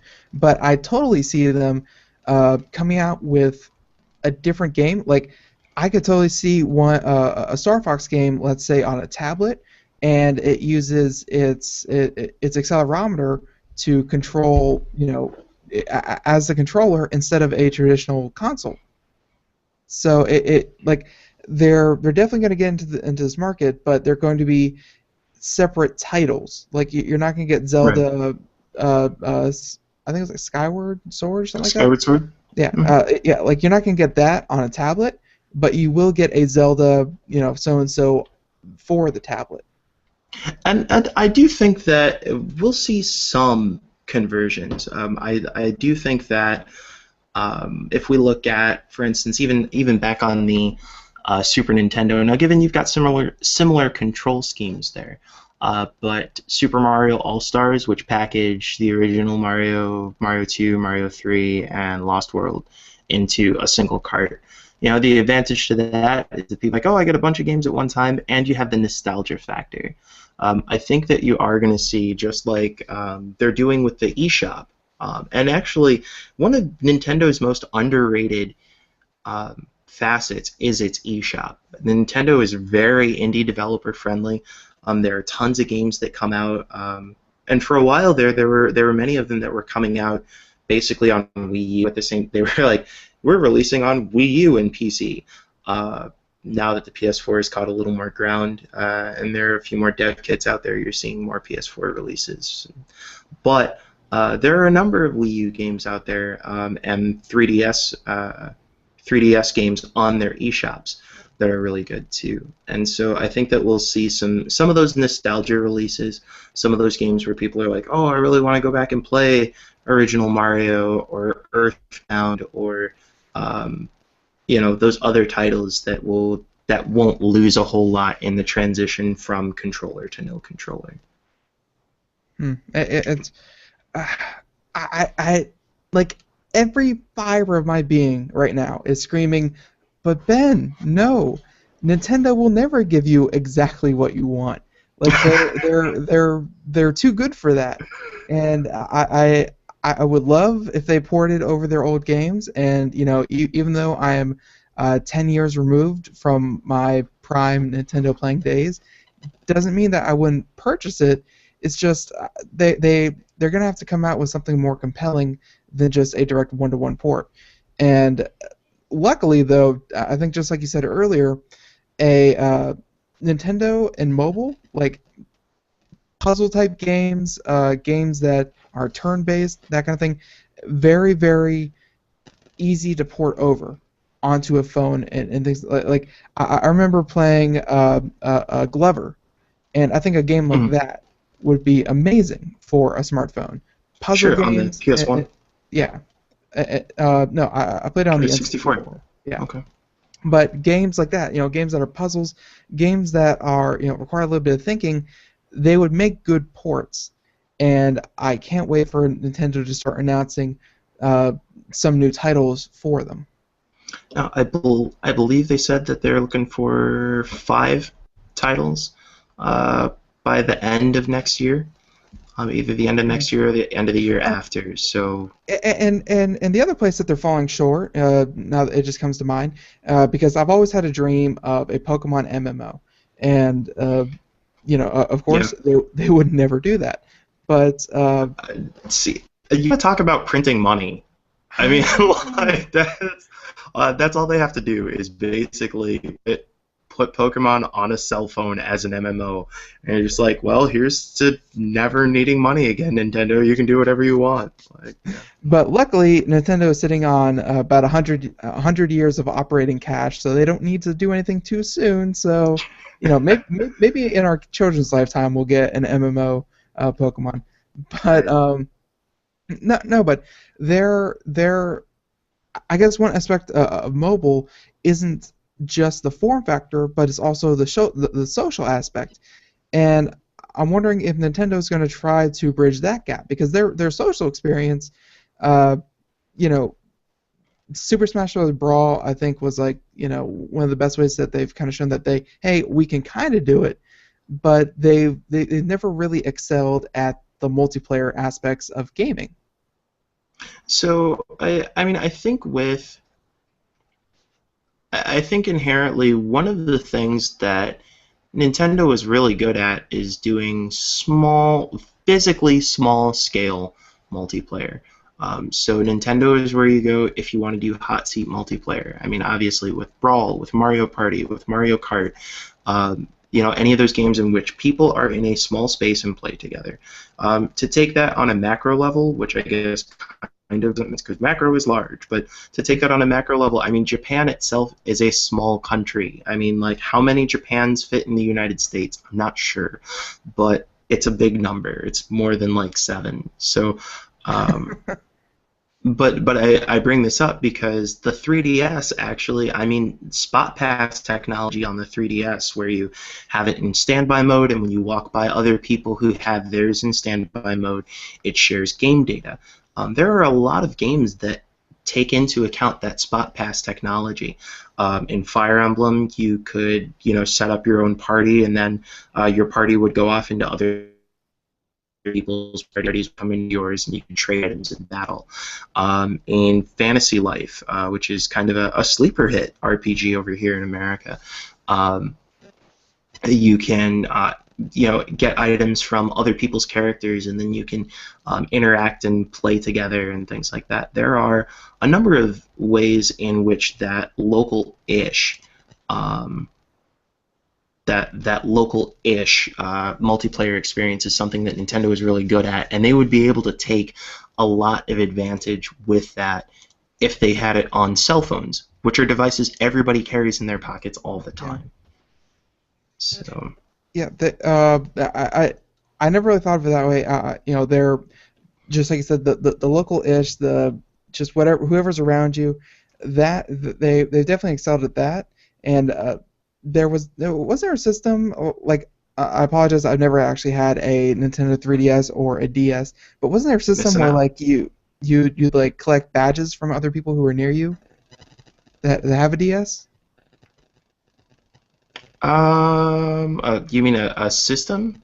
Where you'd play whatever game you had on the DS, and you'd like walk around, and then if someone else had a DS, you could kind of exchange badges, or you could exchange tokens of some kind, and that give you like a certain kind of currency just to prove that you were being social. I'm having some trouble pinpointing exactly what you're talking about. I am sure that happens, though. Currently, the way that they introduce that kind of thing is through you can like trade Mii's between DSs that you pass by, and then you can use those Mii's in special Mii exclusive games. Okay. So that's kind of the same thing, but I'm having some trouble. What you're talking about is familiar to me. I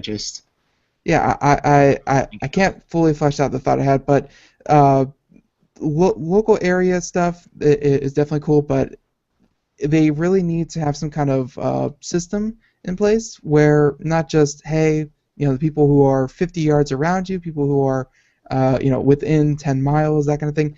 They need to bring this whole thing global. And yes, they're a very, and I get that they have some, just like you said, way in the beginning, Nintendo is very traditional. They have some tradition to overcome. They also have some cultural aspects to overcome. But I think if they do this, and really at this point they're going to do this, it's Nintendo. They've not so good with the consoles, but in terms of games, they're amazing. They're going to get it to the point where one day you'll be able to log on, play Mario Kart with 8 different people at any time you want, and it's going to be amazing. Like or you're going to be able to play Smash Brothers Brawl with 3 other people. Like, they're going to figure it out. I just hope to see something of it at E3 this year, and if not this year, then next year. Definitely. So. Okay, so what about you mentioned theme park rides? So if you're talking about roaming through roaming through the grass hunting for Pokemon, you just might be able to do that at Universal Studios coming up real soon. Nintendo has announced a partnership with Universal Studios, and they are going to develop Nintendo-themed attractions, which is right. That's awesome. It's absolutely nuts.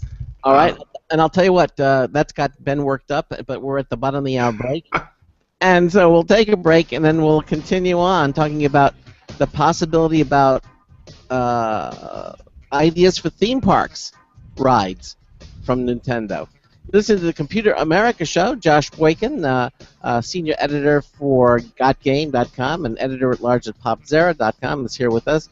We're talking about, it's all about games on our Gamer Tuesday. We got another News Tips Full review from Marty Winston coming up, too. Stay tuned for more Computer America. Looking for a best friend? Brother Wolf Animal Rescue has your best friend waiting just for you. The mission of Brother Wolf Animal Rescue is to help build a sustainable, no-kill community where no dogs or cats are ever killed for population control, where true euthanasia is reserved only for animals who are irremediably suffering, or for animals who are truly a threat to society and with no hope of rehabilitation. Brother Wolf staff and volunteers go door to door, neighborhood by neighborhood, to educate citizens about local resources available for at-risk pets and to help their families connect with those resources. Brother Wolf's community-based approach to no-kill helps keep family pets healthy, happy, and in their homes and out of the local shelter system in the first place. For more information or to make a tax-deductible donation to this wonderful 501c3 organization, visit their website at www.bwar.org. Help to realize Brother Wolf's vision when no animal is euthanized for lack of a home. Who's a good boy? Hi, this is Craig Crossman, host of the Computer America Show. You have important meetings to schedule. Your company's getting ready for its IPO, and you're in charge of the PTA fundraiser this month. So how do you coordinate everyone to be available at the same time? Are you still using emails, phone calls, even text messages to schedule meetings with a group of people? How's that working out for you? Not so great, huh? It's a fact that every day, millions of people suffer from scheduling headaches. Well, with Doodle, scheduling meetings with a group of people is quick and easy. With Doodle, you can easily propose available times to each member. Each one checks off the times that they are available, and then you simply pick the time that works best for the group, all in an easy-to-read display that integrates with your existing calendar. Nothing could be more simple. Give Doodle a try for free, and like millions of Doodle users, you'll truly see how easy it is to find the perfect date and time for all your meetings. That's www.doodle.com.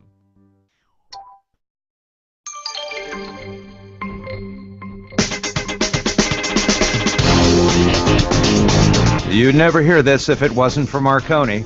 This is Marty Winston with a News Tips Bulletin Review for Computer America. This time the Ryobi 18-volt hybrid work light.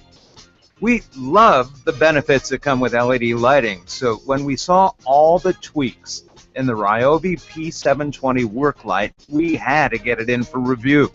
You can power it either by attaching an AC extension cord to its recessed plug prongs or by using a Ryobi 18-volt 1+ battery there.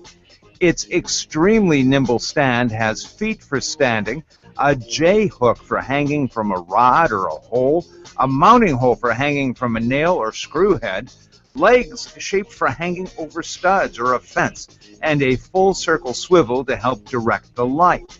The light spreads 1,700 lumens broadly. It's hard to measure, but it seems to be 150 to 160 degrees of beam spread. It floods an entire work area, and its 20-watt emitter is rated for 50,000 hours.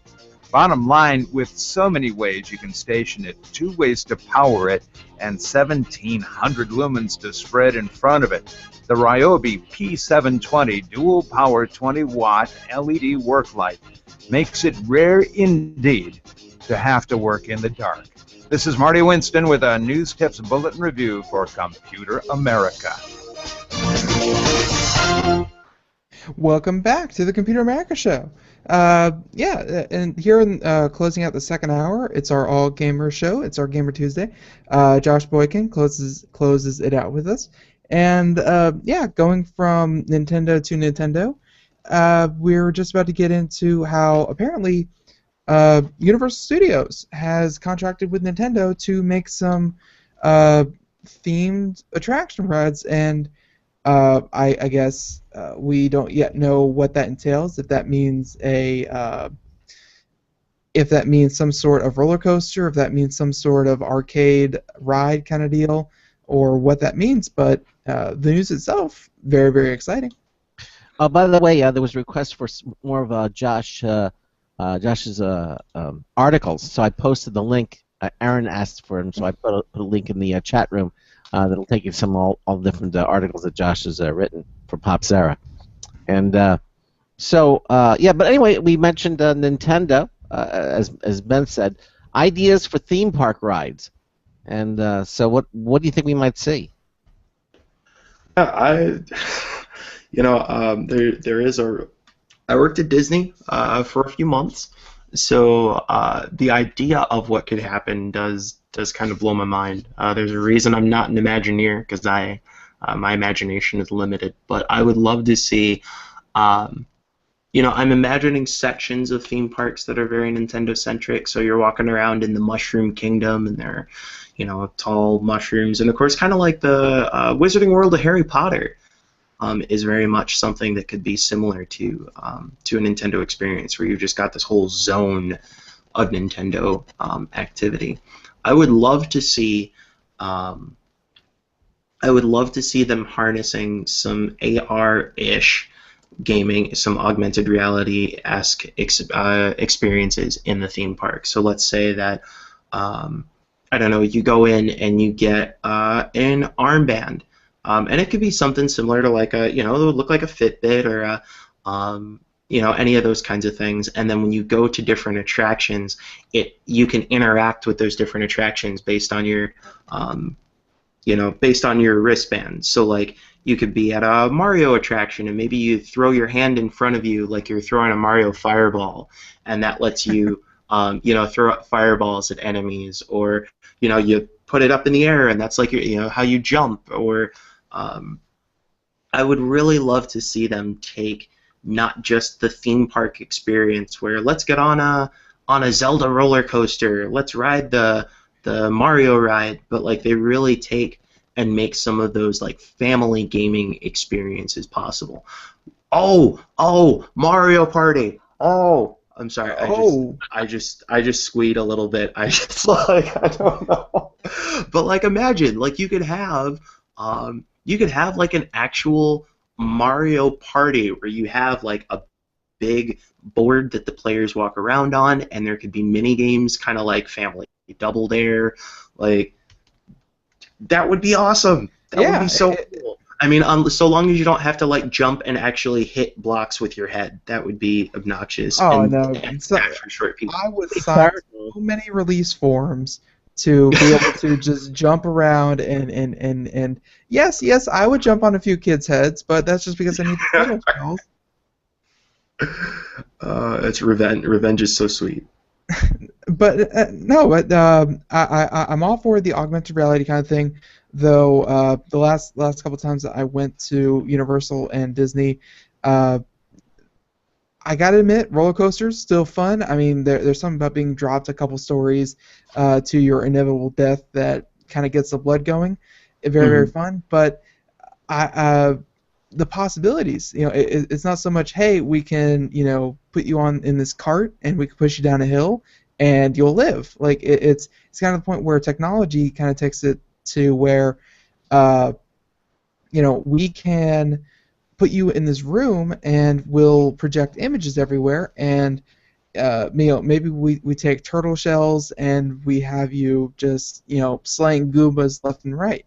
It's if there was ever a time to bring in technology, I think Nintendo does a good job, but I think if there was ever time to bring in technology with Disney, which they do all the time, it would be with Nintendo. So high tech rides and high-tech attractions are pretty much guaranteed. For sure, and that does actually, I mean, that does kind of speak to, I have to imagine that Universal Studios is not competing super well in the theme park market right now compared to, I mean, Disney just picked up Marvel, they've got Star Wars, like, the things that they're going to be able to do with those franchises as they expand in Florida, because we all know, if there are, three things, death, taxes, and expansion of Disney World. Like, those are the three things we can count on. So it will be very interesting to see how that partnership with Universal Studios is gonna is going to play out from a business sense. But most gamers aren't going to care about that. Most gamers just want to play games. And I think so. If you had one franchise, what's your one franchise that you want to see in the Nintendo theme park? That Nintendo had the rights to, I think it would be some kind of like my knee-jerk reaction is Pokemon. Just something with Pokemon, but I can't really think of anything good. So I'm gonna say Zelda, but I'm not sure if you've ever been to Disney and you rode like their they had like a Spider-Man one where you kind of went through the streets of Spider-Man and he jumped on the hood of the moving car, and then he kind of shot webs everywhere, and it was like an interactive slow motion roller coaster. Okay. I was just saying, okay, yeah. But something with Zelda where you kind of join along with him, and maybe Majora's Mask, and just get to experience these things and really the best way a fanboy can, and that people really haven't gotten a chance to do yet. Sure. Something that lets me fanboy out it would be my answer. What would yours be? So my sister's favorite game is Earthbound, and I have to admit, like, I think that Earthbound is, I don't think it's popular enough a franchise to really see it happen, but it would be such a cool idea to do it, because Earthbound is an RPG franchise that's supposed to take place in sort of like just a weird small town. So it's like there are aliens and there's like weird stuff going on, but like it's definitely got this like small town America-ish thing going on. Anybody who's played Super Smash Brothers, if you've played the I think it's Onett or Tucson, that is let's see, can somebody in the chat remind me which city is it? This is for Earthbound. I'm trying to remember. I think it's Onett that is the level in Smash Brothers. Onett. Yeah. But it's got that like small town, humble America feel or whatever. They can totally tear down It's a Small World and put this there, because that is such a useless ride nowadays. I get it historically, but not anymore. That song is insidious. You hear that song and it goes to your head and you cannot get it out for about a week once you hear it. So. It's a small world and a small diddly, but we hate it so. Yeah. Imagine working there. You never get it in your head. Did you get much time on the Nintendo, Craig? Do you have a favorite that you'd like to see on in a theme park? I played Turok. And that says all we need to know. That's an acclaimed title. Yes, Turok was and also it was a moment when I realized that playing too much video games, I actually got sick. I couldn't figure what it was. I was playing Turok, and there was hours and What? hours, and I got motion sickness. motion sickness. I didn't realize that I could get that from a video game, and at that point I realized, oops, I can't play it for like 8 hours in a row because when you get sick, you get yeah. And then suddenly Craig's productivity went through the window. Too much video game. What show is this? Yeah, exactly. Too much. But that was probably my favorite Nintendo. I played on Nintendo 64. Oh sure. Yeah, exactly. But I think all these Nintendo attractions, definitely a zone of some sort, like Harry Potter got. That would probably be what's going to happen, and it's probably going to involve roller coasters. It's probably going to involve some kind of cinematic movie type interactive experiences, things like that. But everything I hope for, I guess I still have hope for that they're going to include some kind of little pods that you can kind of slip into and be Star Fox, or you could do whatever it is you can imagine Nintendo that they're going to have there. I just have hope. I guess ever since you brought this to my attention, that's it.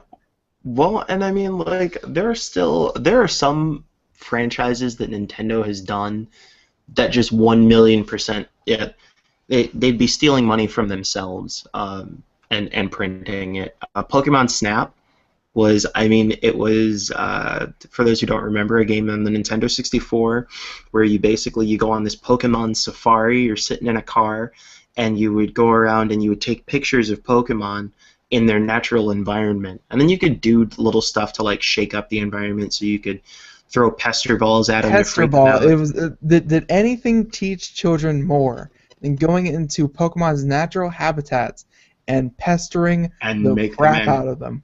Yep. Like, just pester, and then sometimes they would freak out and evolve. And then, maybe that's supposed to be the lesson, is that sometimes through inherent struggle, strife, stress, and turmoil, we become stronger versions of our former self. That's deep, but I believe total bullcrap in what they were going for. This transcendental gaming moment brought to you by Josh Boykin. Anyway, but I mean, like, think about it. That's a perfect opportunity for augmented reality, or to be able to go through and you have your Pokemon camera and you're looking through the environment and can see the different animals showing up. There are tons of ways that they can take from things like that. They even actually have.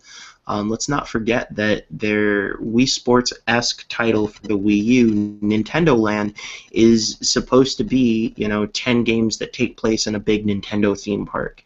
I wouldn't be surprised if we saw at least one or two of those ideas sampled in whatever becomes the actual setup for Nintendo attractions. So, we're not talking near future. Obviously, any of these things that are going to be built are going to take some time. I don't know any of the timeline specifics on when they're planning on having it launched, but... Someone else mentioned Pokemon Stadium. Yes. Yes. Where you could kind of go in and I guess battle against other people, maybe even using your own Pokemon or preset Pokemon, but in some kind of giant 3D environment, which of course is not Nintendo, but leads to when are we going to have televised events of Yu-Gi-Oh, and just like the old. I was just going to say that. Where's that yet? It's gonna be like Twitch TV, except on. A bit different. Well, that actually would be. I'll admit, I think that would be very interesting. I don't know, Craig. Have you ever watched an episode of Yu-Gi-Oh? No, I have not. Okay, so after his time. Realistically, I feel like it should be after my time. It's not on the Cartoon Network, is it? Actually, I think it was at one point. It might still be on there at like 6 to 7 o'clock in the Yeah, but morning they when have they those show like the. they have like those Oh, versions. they don't do that anymore. They have those as like Yu-Gi-Oh GTX or Yu-Gi-Oh whatever, like all the GTX offshoots. 960. Yeah, no, Gave thank up, you. I gave up with Ren and Stimpy. That's- That was an amazing show. Ren and Stimpy. Ren and Stimpy is one of those shows that when I go back and watch it, I am reminded of two things. Number one, that sometimes like Hollywood can run out of ideas and still make make entertaining shows, and two, the innocence of the mind of a child is an unfathomable power. Because when I watch that show now, I'm just like, how did I watch this as a child? And I had no idea what was happening there. None. I would watch it and I realized how little my parents cared about what I watched. It's like, oh, it's just a cartoon. It's like, oh no. Oh, some of the cartoons that Ben has watched, I mean, that would put adults in a coma. I think. Adult Swim, it's a good network. I've never said a bad thing about them. They know what they're doing. Well, I will say that they know what they're doing when it comes to games. But Super Jail is an atrocity that should not be tolerated by the community. I love Super Jail. It is a tragedy. I'm not even a fan of Tim and Eric. Awesome show, great job. Which I don't understand how it is a thing. Loiter Squad, like there's just this entire section of now, like Aqua Teen Hunger Force, like that show is brilliant, and like a number of it still has that like this doesn't make any sense and is really crude humor, but then like by the end of the episode, like it still has a style to it. But then I watch like Super Jail, and I was just. There's the critically acclaimed ones that Venture Brothers, things like that I think everyone can get behind, and then there's the esoteric ones. They're the ones that I think on purpose only about 30% of you are going to get, and those are my favorite. The ones that I think Craig walks by, looks at a person, and says, "Why and what are you watching?" And say, "Well, it was on," and like. Tim and Eric show, perfect example of that. I think they're awesome. So, I remember the days of cartoons like Tom Terrific and Deputy Dog. I remember the 30s. I don't. Not wag my finger when I was dancing, but like to be fair, I was raised on like Speed Racer. Yeah, Speed Racer. And I still love Speed Racer. They made a movie from Speed Racer. I think they're making another one. Aren't they? They're remaking it again. Are they? They could. That car is I mean, have we not done something fantastic with Speed Racer yet? Like, Speed Racer and My Greatest Adventures for the Super Nintendo was realistically not a good game, but did I play it? Then I believe there was a Speed Racer game for the PS1. We had the Speed Racer game that was released multi-platform when the movie came out, which was just sort of a franchise cash cow. But like you're talking about a race car driver who knows martial arts with a BA girlfriend and a little brother who gets into hijinks with a pet monkey and a car that goes ridiculously fast, can go underwater, has saw blades in the front, can jump up in the air, can like grab onto the sides of mountains. Like, how have we not done something amazing with this franchise in the past like 5 years? Speed Racer is ripe for commercial success. I mean, I guess it's as good a time as any because not only video games but I guess entertainment in general. And if we want to talk about movies, Mad Max is coming out this Friday. Like they're trying risky things nowadays. It's not just your oh look another Bond movie. Wonder how well that's gonna go over. Like they're trying different things. Yeah, well obviously it's a remake. Yeah, well, it's a remake, but I mean, it's a high-budget remake of a cult classic, which is definitely a step in the right direction.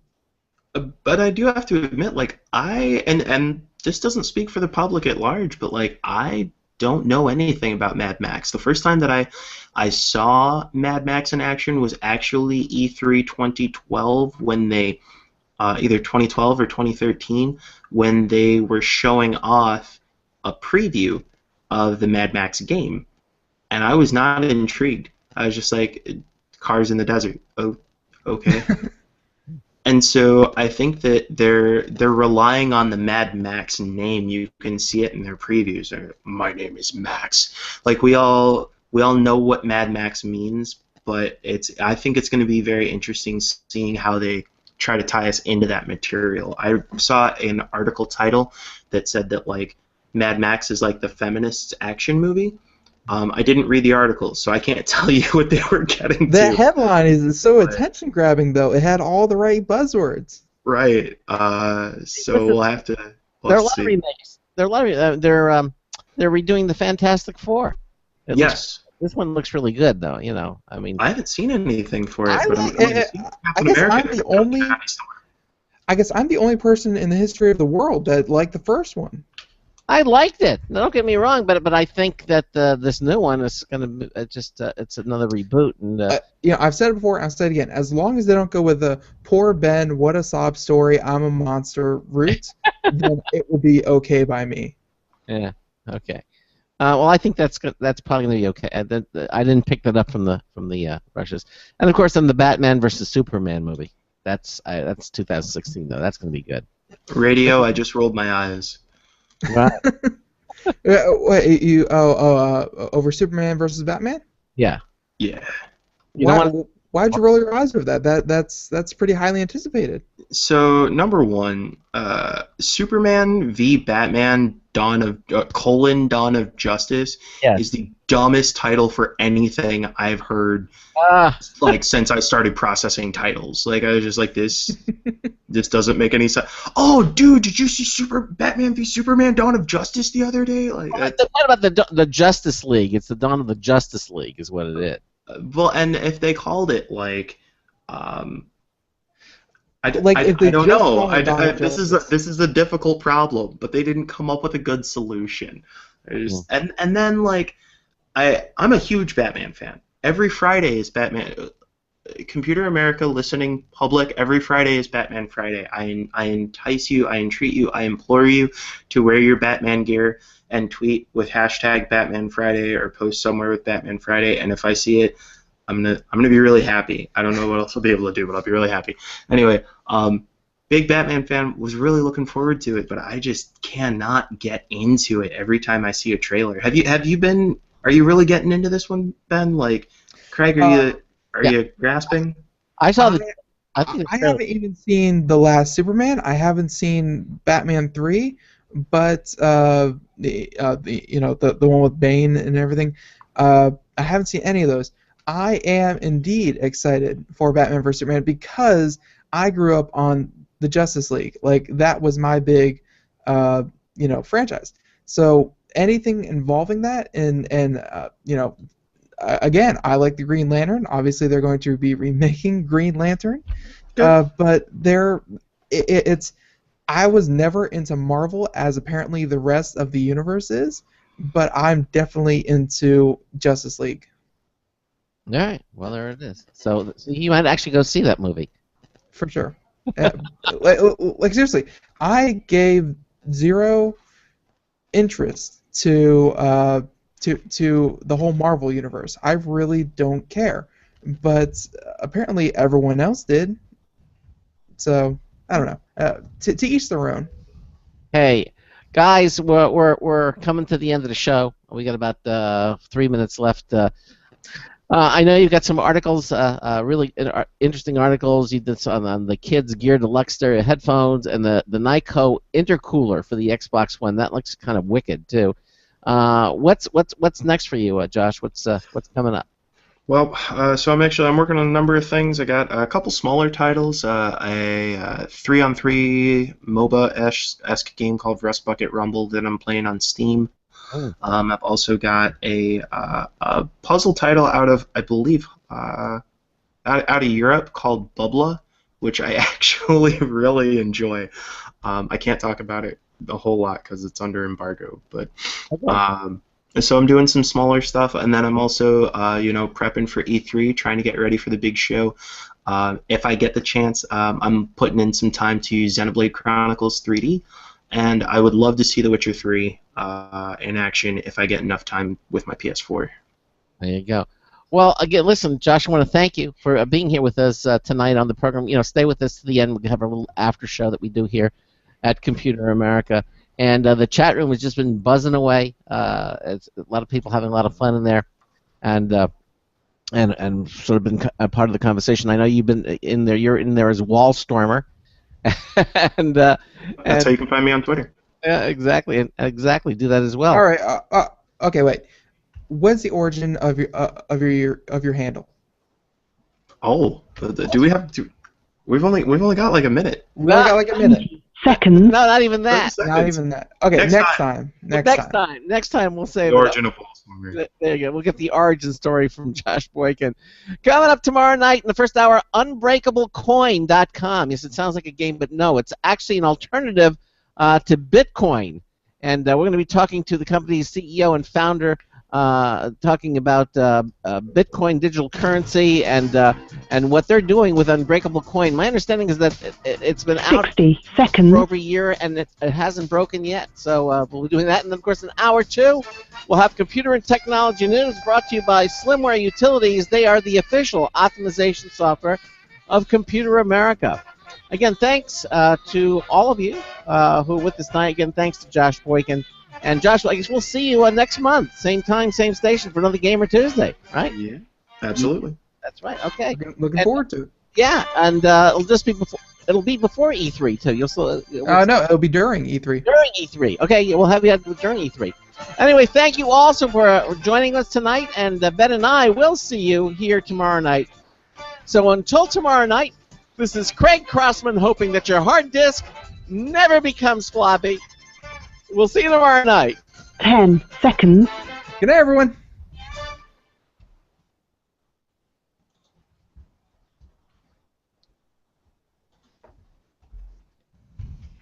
Thank you for using Blog Talk Radio. Goodbye.